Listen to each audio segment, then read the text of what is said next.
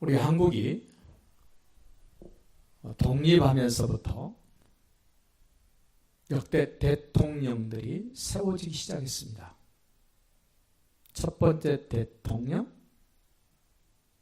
이승만 대통령, 그 후로 박정희 대통령, 그 다음에 최규하 대통령 잠깐, 전두환 대통령, 노태우 대통령, 김영삼 대통령, 김대중 대통령, 노무현 대통령, 이명박 대통령, 박근혜 대통령, 지금 문재인 대통령. 이승만 대통령 우리가 잘 모르죠. 연세가 높으신 분들은 알 것입니다만은 저도 잘 모릅니다. 어렸을 때 이승만 대통령 부정선거에서 밀가루 대통령, 고무신 대통령 이러더라고요. 어른들이 어렸을 때 들었던 말이에요. 우리 대한민국을 통치했던 대통령이 누구냐에 따라서 백성들의 삶이 달라졌습니다. 그 당시만 영향을 주는 것이 아니라 그분들이 어떻게 통치했느냐가 그 후대, 지금까지 앞으로 계속 영향을 주게 될 것입니다. 특별히 박정희 대통령이 경제개발 5개년 계획해가지고 1차, 2차, 3차 이렇게 대한민국의 경제를 성장시켜놓은 그 영향력이 지금 우리에게도 있고 앞으로도 계속될 거 아닙니까? 전두환 대통령이 삼천교육대라는 걸 만들어서 약간 좀 동네에서 좀 설치고 다녔던 사람들, 그분들 갔다 오신 분들 생명 끝날 때까지 그거 못 잊을 겁니다. 역대 대통령이 누구냐에 따라서 백성들의 삶이 달라졌고 질이 달라졌고 미래가 달라졌다면 영적으로 나를 다스리고 통치하시는 분이 과연 누구여야 되는가? 영적 통치자는 두 부류밖에 없습니다. 한 부류는 하나님이고 한 부류는 사단마귀 귀신입니다. 그 영적인 통치를 나는 누구에게 받고 있는가? 또한 내 실질적인 삶은 누구의 영향력을 받고 있는가라면 점검해 볼 수 있는 기회가 되시기를 바랍니다. 에덴 동산의 생활 한번 떠올려 보십시오. 하나님이 에덴을 창설하시고 하나님의 형상대로 지음받은 아담과 하와가 거기에 살 때 그야말로 부족함이 전혀 없었던 에덴 동산의 생활, 하나님의 다스림이 있을 때 에덴은 그야말로 낙원이었습니다. 그런데 하나님의 다스림을 떠나 뱀의 다스림, 사단의 다스림, 마귀의 다스림 속에 들어갔을 때 전혀 부족함이 없었던 에덴 동산으로부터 쫓겨남을 당합니다. 추방을 당합니다. 그 이후로 인생에 비참함이 왔습니다. 저주가 왔습니다. 고통이 왔습니다. 슬픔이 왔습니다. 괴로움이 왔습니다. 성경에서는 표현을 안 해놨지만 아담과 하와가 그 좋은 에덴 동산을 쫓겨났을 때 얼마나 에덴이 그리웠을까? 얼마나 들어가고 싶었을까? 다시 하나님의 통치 안으로 얼마나 들어가고 싶었을까? 그것을 엿볼 수 있는 장면이 나옵니다. 에덴 동산에 생명나무 열매를 지키는 그룹, 그리고 두루 도는 화영검을 장치해 놓으신 것을 보면 아담과 하와가 그의 후손들이 에덴을 얼마나 사모하고 그리워했을까를 추측할 수 있는 말씀으로 기록되어 있습니다. 그렇게 에덴을 그리워하고 들어가고 싶었는데 못 들어갔습니다. 그러면서 하나님 약속하셨습니다. 에덴 동산보다 더 좋은 하나님의 영원한 나라의 백성 될 수 있도록 여인의 후손을 보내시겠다고 하셨습니다. 그 여인의 후손으로 오신 예수님, 그 예수님이 왜 말구유간에 오셨는가? 하나님이 약속하신 그 약속대로 예수님이 오셨습니다. 창세기 3장 21절에서 어떤 짐승인가 피 흘려 죽음으로 가족을 벗겨서 아담과 하와에게 입혀주셨던 하나님, 예수님이 오셔서 하나님의 다스림과 통치를 떠났던 그 사람들에게 다시금 하나님의 통치 안으로 들어올 수 있는 그 길을 열어주시기 위하여 여인의 후손으로 오신 하나님이신 예수님이 피 흘려 죽으셔야 되는 그 십자가의 공로, 십자가의 피 흘리심을 통하여 우리는 하나님의 언약 백성으로 영원한 그분의 다스림과 통치 안에 들어갈 수 있습니다. 그래서 로마서는 사도 바울이 아직 로마에 가지 않았는데 내가 로마에 가서 복음을 전해야 되겠다는 다짐으로, 결심으로 로마서를 써서 보내준 편지가 지금 로마서입니다. 바울이 아직 가지 않았습니다. 베드로도 가지 않았습니다. 로마서를 살필 때마다 궁금한 게 있습니다. 과연 로마에 누가 복음을 전했을까? 이미 베드로도 가지 않고 바울도 가지 않았던 로마에 누군가가 복음을 전해줬습니다. 그래서 로마에는 예수가 하나님 아들 그리스도라고 믿는 사람들이 꽤 많이 있었습니다. 그들에게 지금 바울이 편지를 써서 보낸 편지가 로마서입니다. 로마서는 일반 성도들도 어렵다 그럽니다. 목회자들도 어렵다 그럽니다. 그런데 로마에 있는 성도들은 바울이 써서 보내준 이 16장 되는 이 편지를 받아 읽고 모르는 내용이 없습니다. 다 이해가 됐습니다. 깨달아졌습니다. 확신이 생겼습니다. 그런 복음을 누가 전했을까? 여러분도 로마에 가서 전하지 않았고 저도 로마에 가서 전하지 않았습니다. 확실한 거 하나. 이름 모르는 어떤 복음을 가진 성도가 로마의 복음을 전했다는 겁니다. 오늘 우리도 이름은 없지만 누구에겐가 어느 지역엔가 어느 나라에는 복음을 전해야 합니다. 하나님의 다스림을 받을 줄 아는 사람들은 복음을 부끄러워하지 않고 복음을 자랑할 줄 아는 사람은 주님의 다스림, 주님의 통치를 받는 사람입니다. 여러분과 저도 주님의 다스리신 통치를 받기를 원한다면 복음을 이해하고 복음을 자랑할 수 있는 사람이 되셔야 됩니다. 로마서 1장 16절 17절 말씀합니다. 내가 이 복음을 부끄러워하지 아니하노니.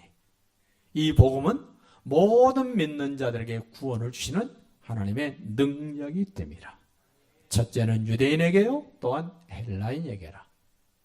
이 복음에는 하나님의 의가 나타나서 믿음으로 믿음에 이르게 하나니 오직 나의 의는 믿음으로 말미암아 살리를 함과 같으니라.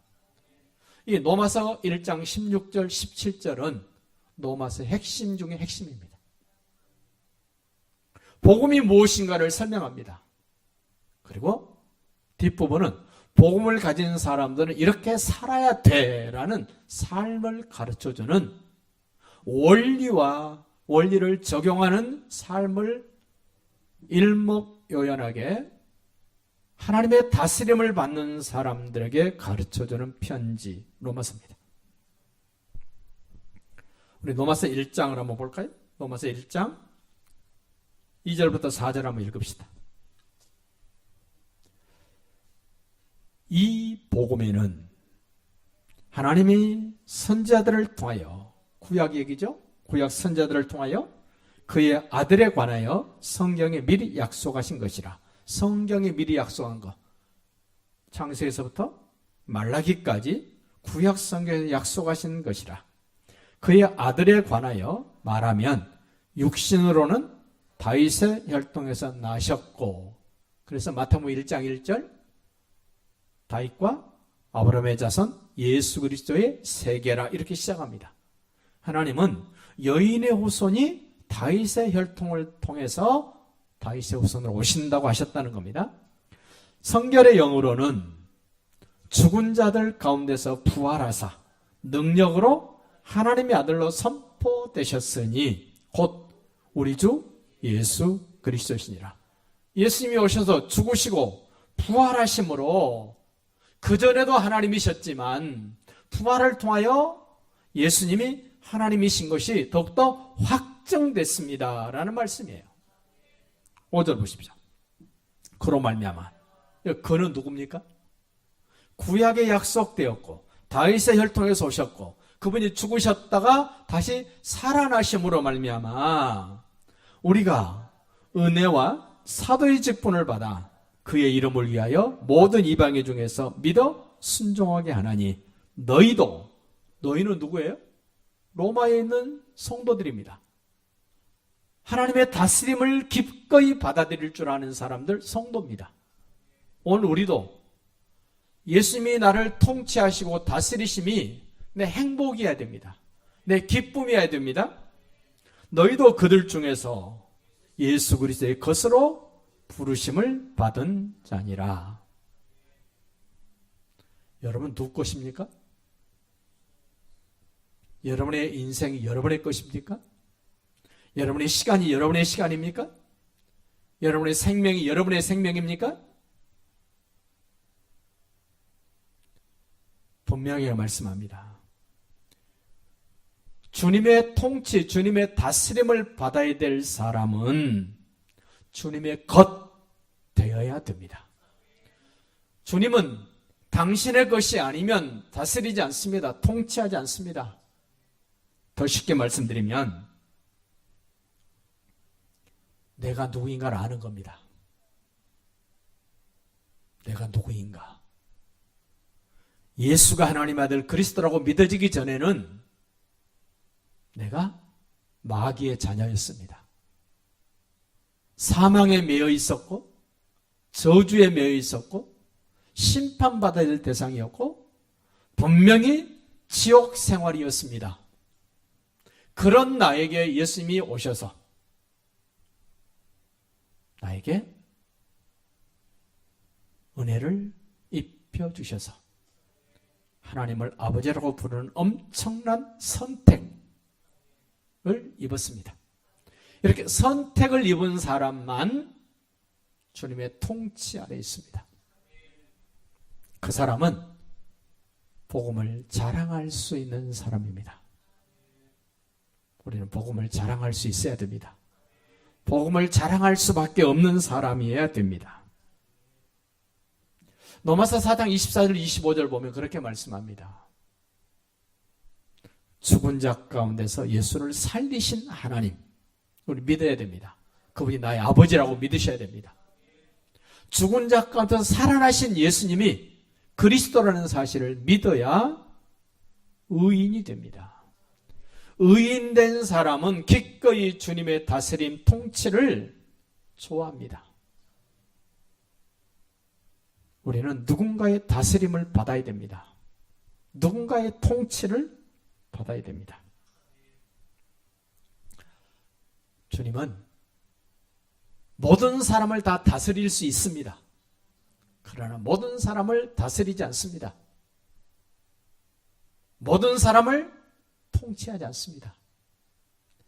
주님을 그리스도라고 하나님으로 인정하는 사람만 다스리고 통치하십니다.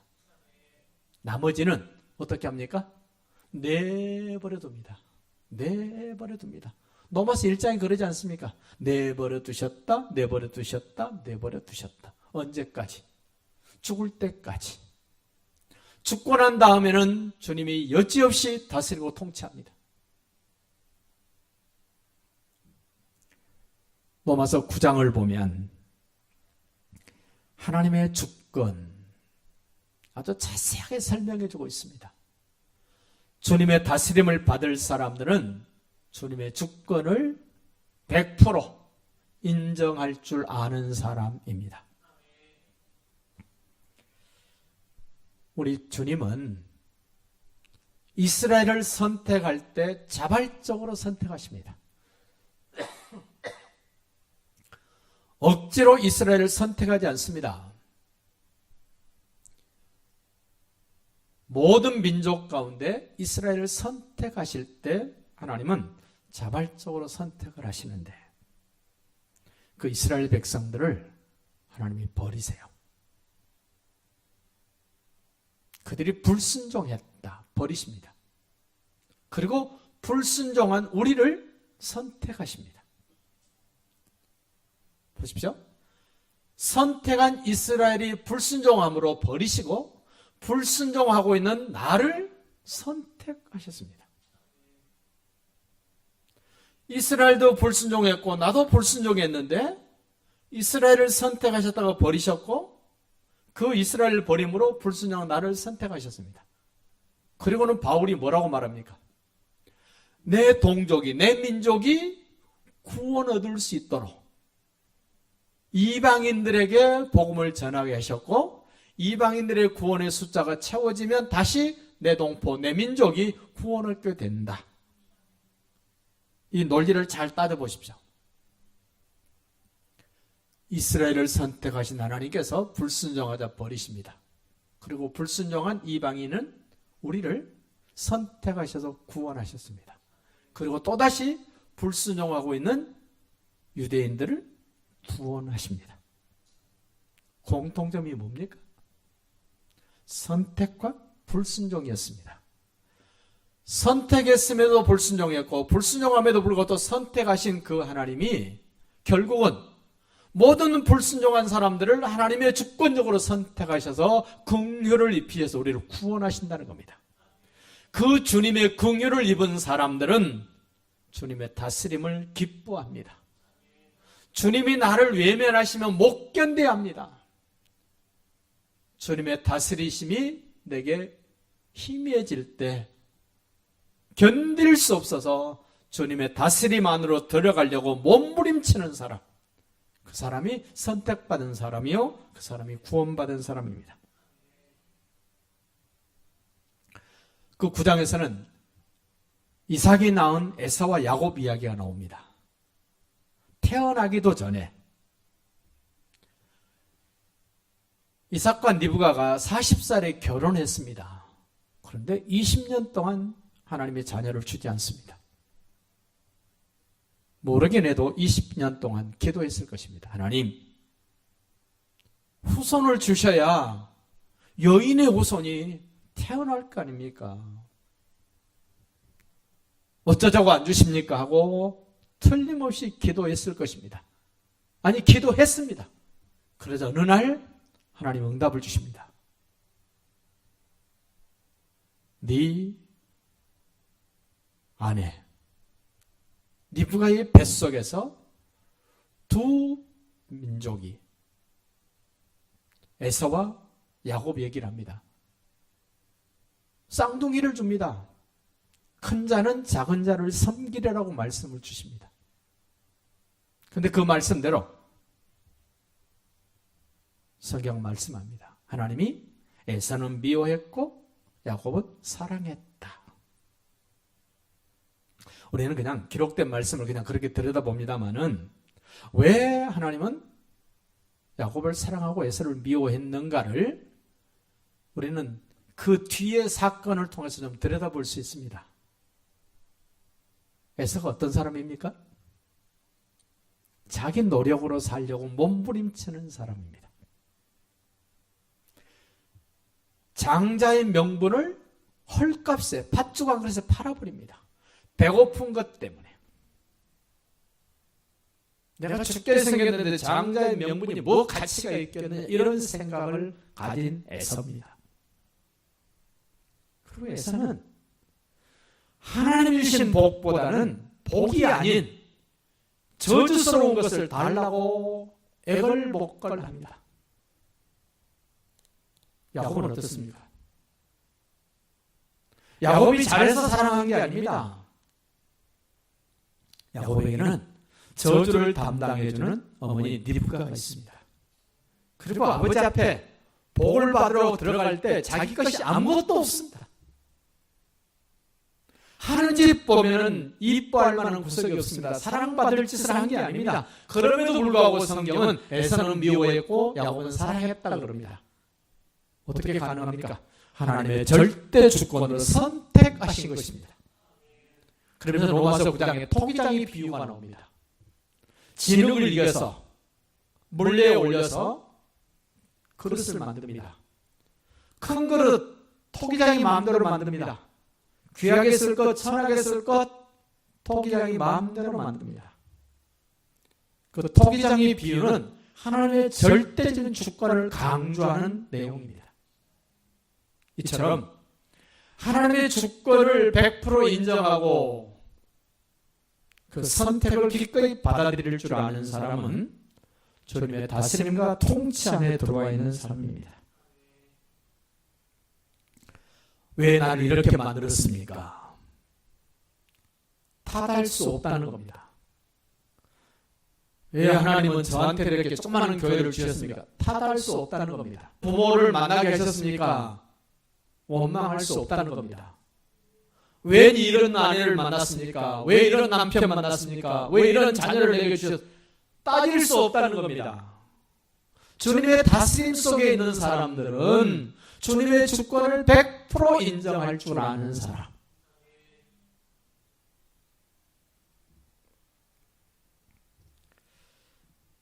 오늘 우리가 읽었던 로마서 11장은 복음을 부끄러워하지 않는 사람들, 복음을 자랑하는 사람들의 삶의 결론이에요.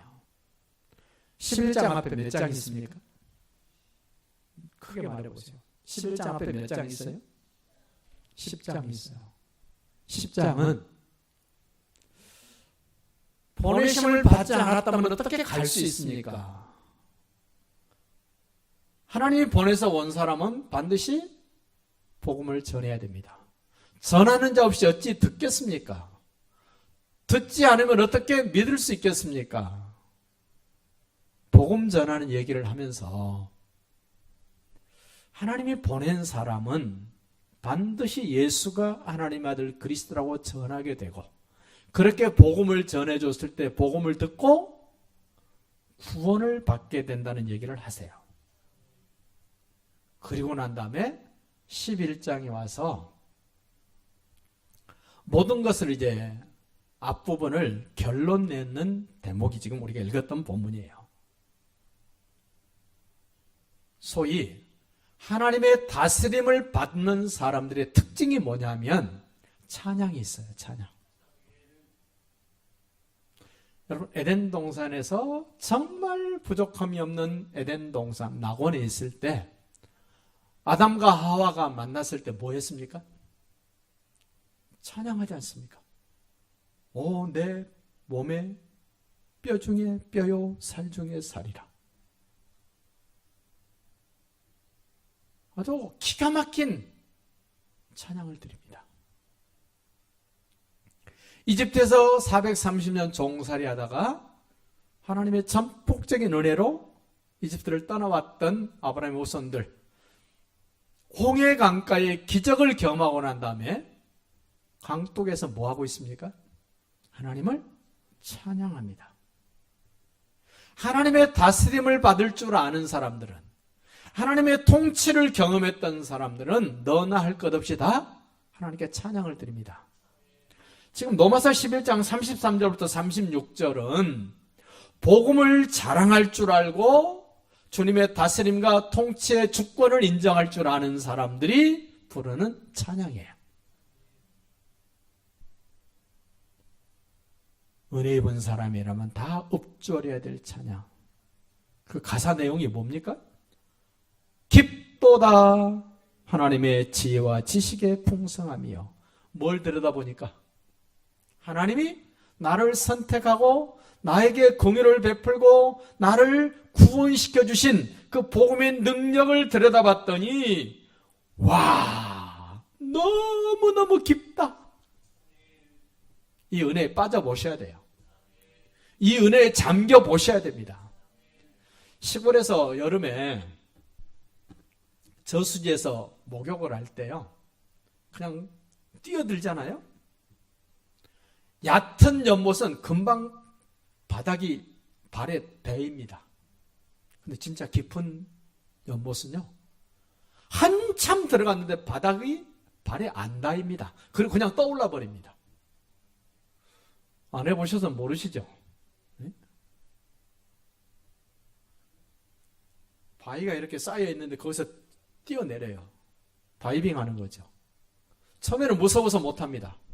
근데 익숙하게 그 뛰어내려본 경험 있는 친구들이 뛰어내리니까 따라서 뛰어내리는데 정말 깊어요. 바닥이 안 대입니다. 그냥 몸이 떠올라 버립니다. 아니 그 연못도 그렇게 깊이가 있으면 바닥을 확인 못하고 떠올라 버리는데 여기 지금 깊도다 하나님의 지혜와 지식의 풍성함이요. 이 깊은 하나님의 지혜, 하나님의 지식, 하나님의 은혜 한번 빠져보셔야 돼요. 그래야 하나님의 다스림이 얼마나 행복인가를 알게 됩니다. 또 말합니다. 누가 주의 마음을 알았느냐? 여러분 알겠습니까? 이 깊은 은혜의 자리에 들어가 봐야 하나님의 마음을 알아요. 누가 그분하고 이야기해 볼 수 있겠습니까? 이 깊은 은혜의 자리에 들어가 봐야 그분하고 뭔가 이야기가 돼요. 우리 얄팍한 은혜를 입고도 옛날 세상 친구들하고 만나서 이야기해 보면 이야기가 됩니까? 이야기가 안 되잖아요. 아주 얕은 은혜를 경험했는데도 이야기가 안 됩니다. 근데 정말 깊은 은혜를 경험하면 우리 주님하고 이야기가 돼요. 깊은 은혜를 경험한 사람끼리는 이야기가 통합니다. 그런데 아직도 이 은혜를 맛보지 못한 사람들은 이야기가 안 됩니다. 부부 사이에도 이야기가 안 됩니다. 부모와 자식 사이에도 이야기가 안 됩니다. 형제 자매인데도 이야기가 안 됩니다. 같은 목사인데도 이야기가 안 됩니다. 이 깊은 은혜를 경험하시길 원하신다면 복음을 통한 주님의 다스림을 기뻐하십시오. 주님의 다스림이 희미해질 때, 주님의 통치가 나에게 정말 미미하게 느껴질 때 여러분 우셔야 돼요.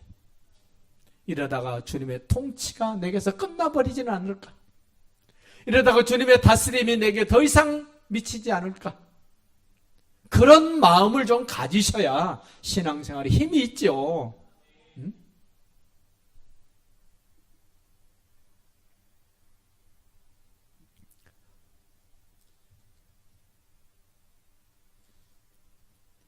마지막 36절 보십니다. 이는 만물이 주에게서 나오고, 이 말에 여러분 은혜가 되시기 바랍니다. 만물이 주에게서 나오고. 내가 어디서 나왔습니까? 내가 어디서 나왔습니까? 그러면 내 주인이 누굽니까? 내가 주인이 아니라는 말이지 않습니까? 만물이 주님에게서 나왔다.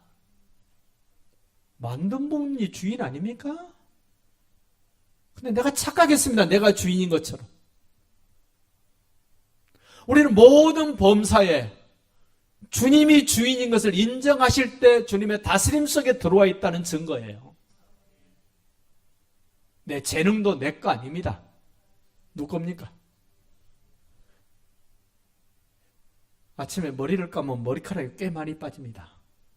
속상합니다. 내 건데. 근데 어느 날 속상하지 않아졌어요. 이게 내 게 아니고 누구 거예요? 주님 거예요.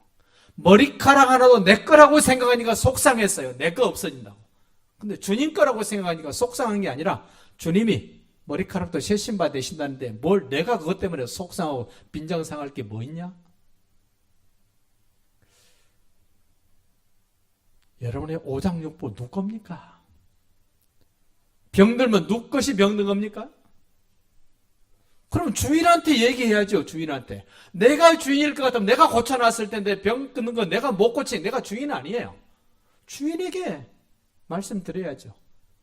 여러분 전세 살고 월세 살 때 문제 생기면 집 주인한테 연락하죠. 고쳐달라고. 그런 거는 잘하는데 이 몸뚱아리가 내 거라고 생각하냐. 내가 병원 쫓아는 내가 고치려고 애썼지. 주인 대신 예수님에게 당신 거 고장났습니다. 이래야 될 텐데 내 위장이 고장났습니다. 내 끼 고장났습니다. 이제는 바꾸셔야 됩니다. 만물이 주에게서 나오고 여러분의 돈, 여러분 거 아니요. 여러분의 생명? 여러분 거 아니요. 여러분의 시간? 여러분 거 아니요. 그 다음도 보십시오. 주로 말미암고 지금 진행되는 게 다 누구 겁니까? 지금 쓰고 있는 게 누구 겁니까? 그럼 감사해야죠. 주님 것 제가 썼습니다. 마음껏 썼습니다. 남았습니다. 이래야 되는데 내일 거 걱정하고 있는 거예요. 아이고. 주님의 다스림과 통치 안에 들어가면 부족함이 없습니다. 시편 기자가 읊조리는 것이 왜 그분의 것만 됩니까? 우리 거 왜 안 됩니까? 그분의 다스림 속에 들어가 있지 않기 때문에 그 고백이 안 되는 거 아닙니까? 그 다음 말씀 보십시오. 주에게로 돌아갑니다. 모든 것의 마무리 누가 합니까? 여러분의 생의 마무리 누가 해야 됩니까? 인류 역사의 마무리 누가 해야 됩니까? 그분으로 시작돼서 그분으로 말미암고 그분으로 말미암아 마감되어질 때 그에게 영광이 세세 있을지어다. 여러분 이 로마서 11장 36절의 끝부분 아멘 그 이후의 모습을 떠올려 보십시오. 어디입니까? 천국입니다. 하나님의 나라입니다. 영원한 세계입니다. 그게 보여지시길 바랍니다. 그에게 영광이 세세에 있을지어다. 아멘 아멘. 주님의 다스림 속에 있을 때 영원한 하나님의 나라 천국입니다. 에덴에서 출발돼서 지금 우리가 살고 있는 삶의 여정이 만만치 않습니다. 내가 주인으로 하려니까 너무 힘들고 어려웠습니다. 그러나 코로나19로 말미암아 많이 어려워진 전 세계 대한민국 우리의 삶의 정황을 들여다보면서 이제는 내 것 가지고 내 인생을 사는 것이 아니라 주님의 다스림 속에 주님의 통치 속에 내가 들어가면 코로나19가 진행될지라도 천국입니다. 그리고 우리는 영원한 하나님의 나라 천국이 보장된 통치와 다스림을 지금 맛보고 있다는 사실을 확인하면서 넉넉하게 승리할 수 있기를 예수님의 이름으로 축복합니다.